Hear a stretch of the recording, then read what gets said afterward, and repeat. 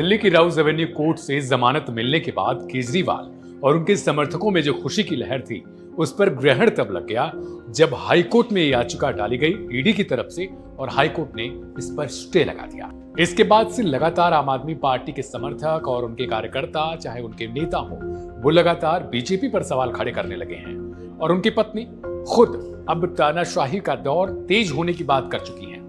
लेकिन अब हम आपको बताते हैं कि आखिर हाईकोर्ट में कैसे ये मामला पहुंचा, ईडी ने क्या तर्क रखे और केजरीवाल की जमानत को लेकर अब जो स्टे था उस पर कैसी खबर आई है।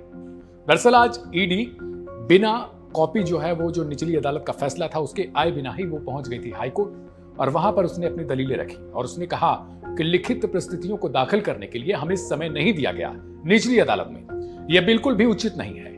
ईडी ने पीएमएलए की धारा 45A का हवाला देते हुए कहा, एएसजी ने कहा इसमें जरूरी शर्त होती है कि कोर्ट जमानत अर्जी पर सुनवाई करते हुए सरकारी वकील को अपनी दलील रखने का पूरा मौका दे, पर इस केस में हमारे साथ ऐसा नहीं हुआ।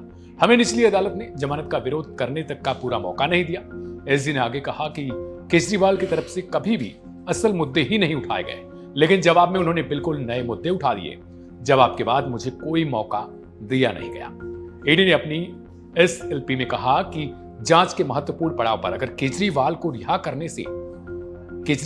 किया जाता है तो इससे जांच पर असर पड़ेगा, क्योंकि केजरीवाल मुख्यमंत्री जैसे अहम पद पर काबिज है।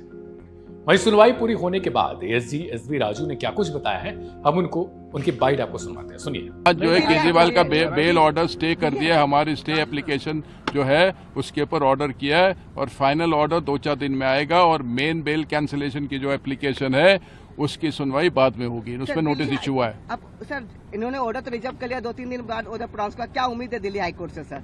उम्मीद के बारे में मैं बात नहीं कर सकता। स्टे कंटिन्यू होगा सर? मैं उम्मीद और स्टे उसकी बात नहीं, अभी स्टे दिया है तो उसके ऊपर से आप जो अनुमान करना है कर लीजिएगा।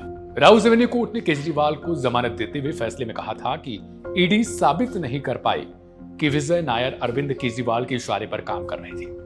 ईडी यह नहीं बता पा रही है कि मनी ट्रेल की जांच के लिए और कितना समय उसे चाहिए। ईडी के पास केजरीवाल के खिलाफ आगे बढ़ने के लिए कोई सबूत पर्याप्त है ही नहीं और उसे किसी भी तरीके से हासिल करने में समय लग रहा है।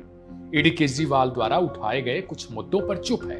निचली अदालत ने कहा कि जैसे कि उनका नाम न तो सीबीआई मामले में है और न ही ECIR FIR में। ईडी ने अरविंद केजरीवाल के खिलाफ पूर्वाग्रह से काम कर रही है ऐसा आरोप निचली अदालत की तरफ से लगाया गया अपने स्टेटमेंट में। अपराध की आय पर कोई प्रत्यक्ष सबूत नहीं है। यदि किसी अभियुक्त को अपनी बेगुनाही का एहसास होने तक सिस्टम के अत्याचारों को सहना पड़े तो यह कभी भी कल्पना नहीं कर पाया जाएगा कि न्याय वास्तव में उसके पक्ष में किया गया है या फिर नहीं।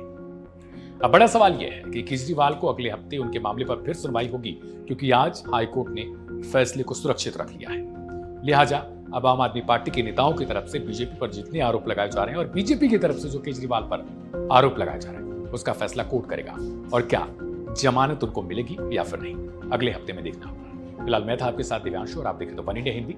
चैनल को सब्सक्राइब और बेल आइकन को जरूर दबाएं। नमस्कार।